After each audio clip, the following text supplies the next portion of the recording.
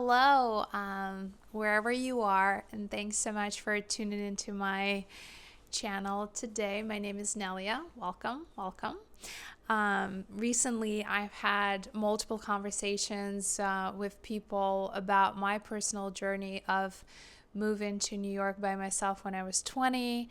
And I thought, why not share this journey with all of you and allow you to get to know me a little bit better, but also I hope that this journey will be interesting to some of you, perhaps, and maybe you will be able to relate to pieces of my journey as well. It's been a long journey. I haven't recently moved to New York. It's been 15 years. So I thought it would be a fun episode to do and also just reflect how far I've come, everything that I've accomplished on my own. To be frank, it's been a long journey, but I am extremely proud of it. I'm just going to get comfy here. Let's think about this. Where do I start? I mean, every immigrant can relate to one another in some sort of way. I think for me, it hasn't been an easy journey. I know over the years I've met so many people who moved to New York or like to the US, and everyone has a different story, journey, and it's beautiful that we all have something unique to share. For me, it hasn't been an easy journey, and to be honest, if someone asked me if they should do something similar, I would question. I would question their motives. I mean, obviously, right now is not the best timing because of the war. A lot of people have to kind of are being forced to move. But if we were talking about just like randomly, is this something that you would suggest doing? While I think it's so important to be able to move out of your comfort zone, the city where you grew up, because it broadens your horizons, it exposes you to other cultures, languages. It opens up your mind in so many ways. I'm talking about like traveling and living abroad. And of course, it pushes you out of your comfort zone in the ways you couldn't have imagined otherwise. Right? And that's great. I think everyone has to do something like that at least once in their lifetime. Try living abroad, studying abroad. Growing up, that was always my dream, because I grew up in a household where foreign languages were fostered on a daily basis. So to me, it was always a dream to travel and to practice English and French for me. Yeah, so going back to my initial thought, if someone asked me or said that they would want to move or to a different country, different continent, I would ask them to think twice if their life is really good. But at the same time, I wouldn't say that I moved because I had a bad life back home, but I definitely was the adventurous type growing up, learning languages and wanting to study abroad. I was always fascinated about traveling. My mom was an interpreter and she traveled the world for work a lot. She kind of instilled in me this spirit of traveling. She talked to me about it growing up, and she said, when you grow up, you will be like me. You will speak different languages and travel the world. But never ever had she imagined that I would actually move across the globe and build a second home here in New York. So for me, it was kind of like my adventurous spirit and my desire to learn more, to explore the world, that pushed me out of the comfort zone, to explore the horizon, to test myself, to challenge myself. I was fascinated by the US growing up. My first time coming into the US was when I was 17. I was finishing high school, and I visited a family that my mom used to work with. And then my second time visiting Michigan area, so the suburbs. But I always dreamed about coming to New York City. And in 2008, I joined the program at that time. I don't even know if it still exists, but that was a program called J1 Students. That was a summer exchange work and travel. Hello. Work and travel program. And it's one of those programs that allows you to obtain work authorization and work for the duration of the summer. So you, as a student back home, you're allowed to come to the US, get a summer job, and the idea is that at the end of the summer you make some money and you get to travel and see the US, explore the culture, learn the language. So that's sort of what I did in 2008, but I came to New York and I was staying here with my friends. I came with my two other friends from back home. So we had a very challenging but yet an incredible summer. So then all of us went back home. I continued my studies back home. I was in the university back then. I think it was already I finished my first year. That's when I came to New York for the first time in 2008. And then we all went back home to continue with our studies. And I always kept this thought in my mind that, I know New York is very different from what you experience it when you first see it in the movies. When you come here in real life, it's completely different. It's mind-blowing, it's shocking, and it's quite different. I mean, it's very tough, especially when you're young, when you come from a different country by yourself, you barely speak the language, you don't have the infrastructure when it comes to paperwork, and just you are challenged in so many different ways. And of course, when you have a mindset, I'm here for the summer, it's different. But when you move in here to stay, you're faced with so many different challenges, and it's really starting your life from scratch. And when you don't have the support system to help you out, it is a very challenging journey. And if one decides to embark on a journey like that, I am just sending so much luck, love, support, because it's not an easy journey. But yes, so I went back home after my first summer in New York, and I thought to myself, wow, I love New York, but it is so difficult to make something out of yourself in this city. And frankly, it scared me away. It scared me away because I was like, whoa, I don't think I have it in me to make it here. So I decided to, continue with my education. 2 years went by, and then I felt this little voice in me that's sort of like, girl, you need to be in New York. You should go to New York. And after 2 years, I just felt like I got my power back, and I just felt confident again. And I thought, why not test myself one more time? So I decided to go to New York again. That was in 2010. I came through the same program, work and travel.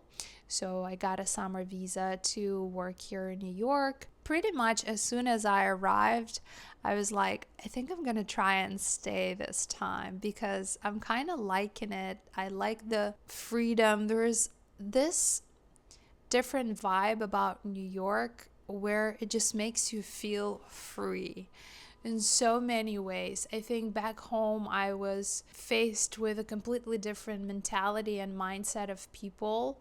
A lot of people back home were not as open-minded where I grew up, and I just felt free here, and I felt like anyone was welcomed here.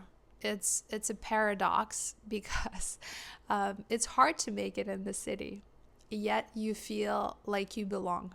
I don't know, because there are so many different cultures here, so many different nationalities. It's just so diverse. And there's something about New York City that just the energy of the city that makes you feel like you're part of it. You either instantly fall in love with it and become part of it, or you hate it, it repels you, and you go back, or you change cities. I was challenged by New York, but I loved it. I loved the energy, I loved the people, I liked the cultural shock, the curiosity that it sparked in me, made me challenge myself and grow up quickly, I would say, because back home I didn't work. So when I moved to New York, I had to start working. And ironically, I thought that I could speak English, that my English was good.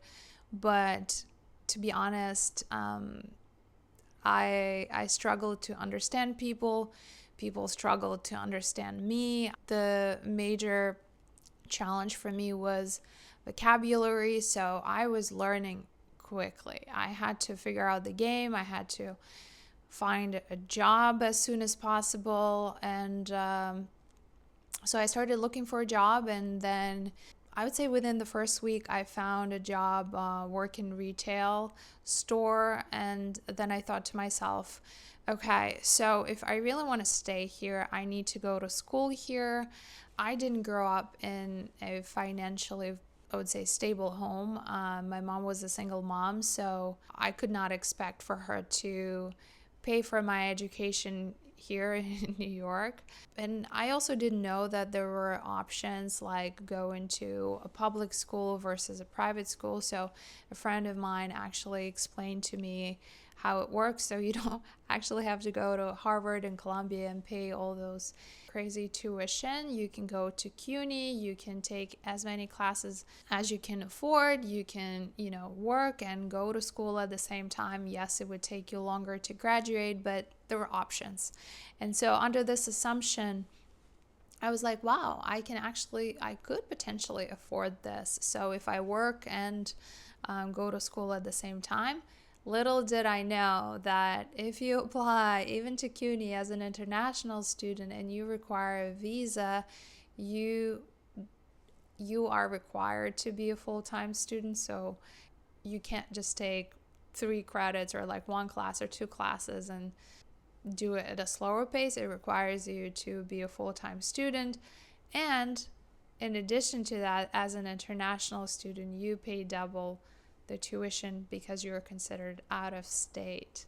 So all of these nuances and little things I found out after I got admitted to CUNY, and thank God, because had I learned about all of this prior to applying, I definitely would have questioned,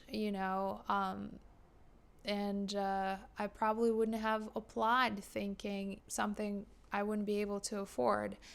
And so blindly, I applied to CUNY.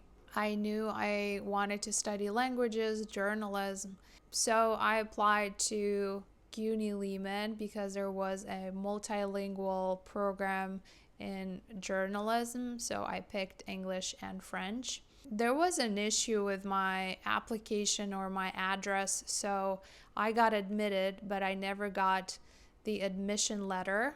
And so I missed the time when you have to take the entrance exam for math and English, and they had to defer my application by a semester. But eventually I got admitted to Lehman. I took all of the tests. I had to take TOEFL. I remember I failed it the first time around. That was to apply to CUNY. Everyone has to do it.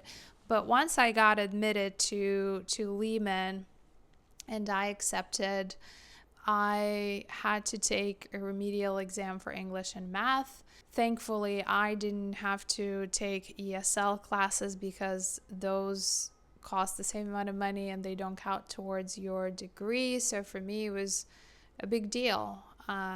because I was so broke. Yeah, and so I started going to Lehman College August 2011. I enrolled into their tennis team right away and became a student athlete. I grew up playing tennis, so for me it was important, and I was really fortunate because Lehman College had beautiful tennis courts. So I immersed myself right away in the student life, and it was so much fun.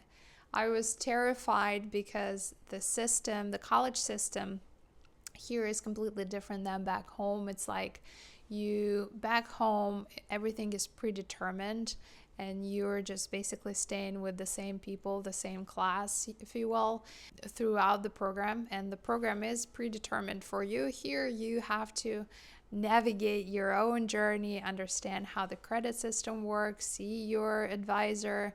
For me, it was really important to ensure that I took classes that were required and that counted towards my degree and graduation, because I could not afford to take curriculum classes outside of my program. Funny enough, I completed 3.5 years. No, I completed 3 years back home, and I only got a semester for that. I mean, to be fair, I studied linguistics back home. I didn't do a lot of biology, chemistry, anything like that. So all of that stuff I had to make up. All in all, I had to still do 3.5 years and for my bachelor degree here, and that was great. That was great because it allowed me to learn so much, and even with my English, I think getting a degree in journalism through writing, speaking, interviewing people, my English improved a lot.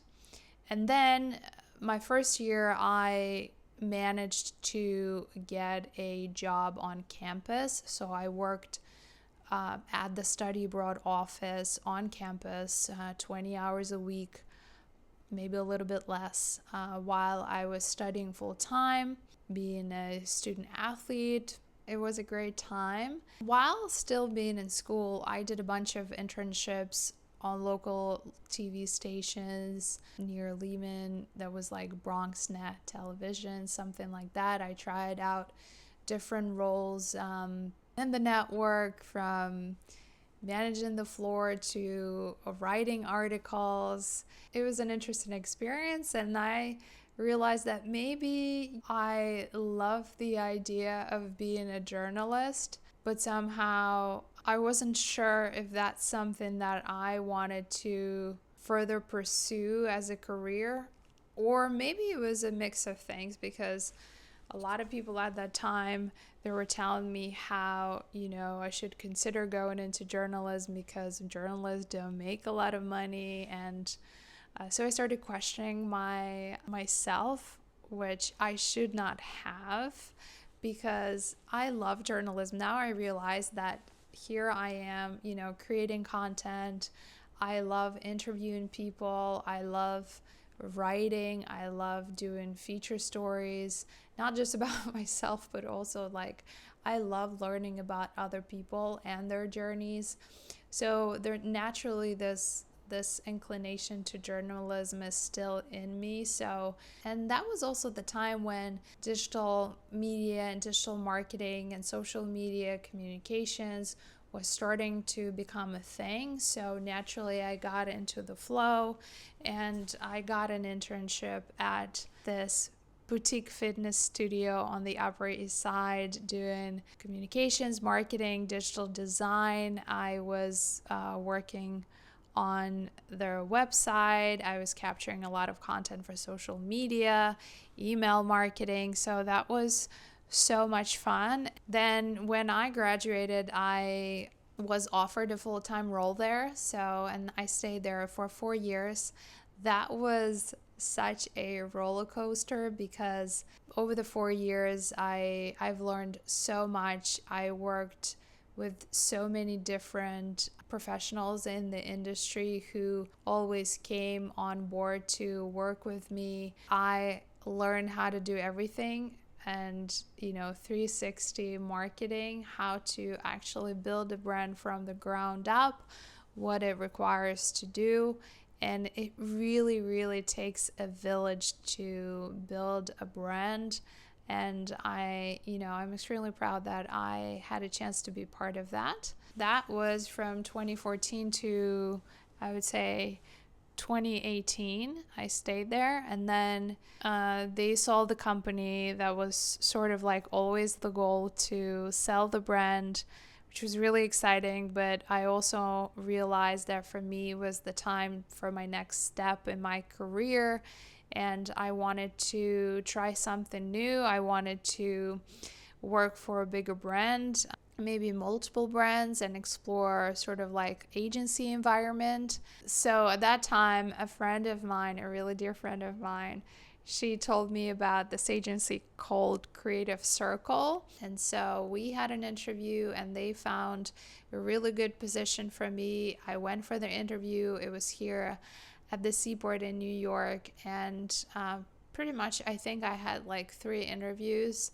I got the job, and I started working and doing marketing as a web and email producer for the Seaport. That was sort of like a big opportunity for me. I started working on multiple brands at the same time. It was an incredible exposure and a moment of growth for me. If you're familiar with the Seaport in New York, it's just like such a vibrant neighborhood with many different restaurants, concert venue, and stores. It's just a beautiful historic place that I've always loved visiting when I first came to New York. And then when I started working there, that was really incredible and something that I was extremely proud of. We organized a lot of events and community building activations. We worked with different sponsors. It was just an incredible time, and I loved it. And then right before the pandemic, I got recruited on LinkedIn. Someone reached out to me, and at first I was hesitant because I was very pleased with my role at that time. But somehow it's been already, I think it was already 2 years that I was there. And I was like, I kind of starting feel stagnant in my role, and I want to potentially explore other opportunities for growth. And then this opportunity came along. It was at IMG Endeavor. Endeavor is a global talent agency. They own UFC, IMG Models, IMG Events.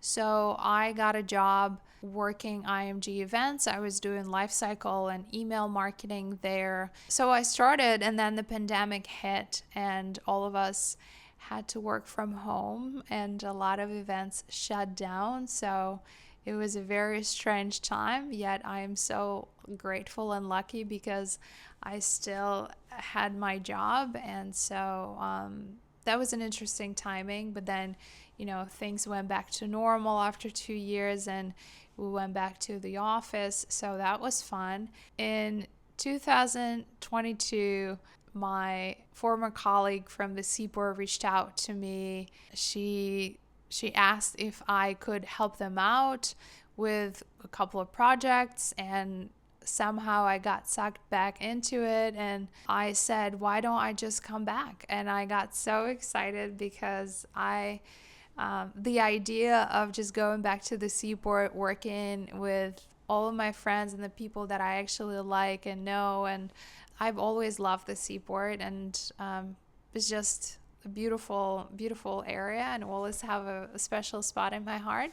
And so I decided to go back to work at the Seaport.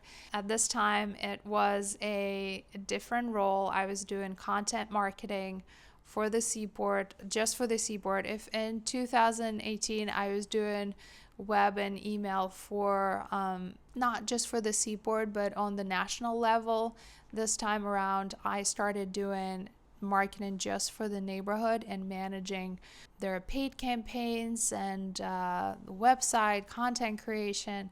It has been so much fun organizing, helping and promote and organize the free events that we put out for community, marketing the rooftop at Pier 17 and their summer concert series, 10 building.